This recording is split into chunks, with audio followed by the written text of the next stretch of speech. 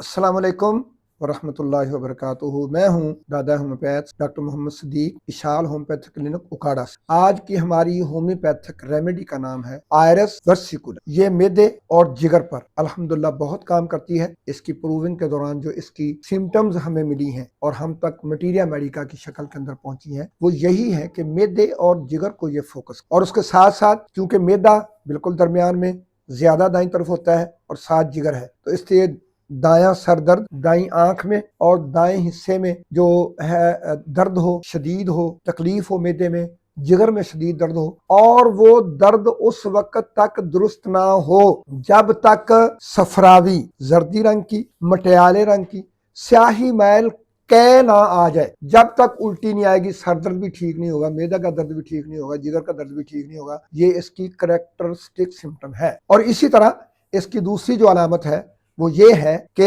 ऐसे चक्कर, सर दर्द के साथ ऐसे चक्कर जो किसी दवाई से दुरुस्त ना हो, तो यही दवाई है आयरस versicolor। आयरस versicolor के मरीज को कै के दौरे पड़ते हैं, रोजाना एक दफा कै, हर दूसरे दिन बाद उसी टाइम कै, हर तीसरे दिन बाद कै, हर चौथे दिन बाद और हर 8वें दिन बाद या हर महीने बाद। जब ये तरतीब हो कै आने की और कै के दौरे पड़े, मुसलसल कै आती चली जाए, किसी दवाई से रुके ना, मरीज जो है इंतहाई कमजोरी और शिद्दत की तकलीफ से करा रहा हो, तो उसको इस कैफियत को दुरुस्त करने के लिए अल्हम्दुलिल्लाह आयरस versicolor दवा है।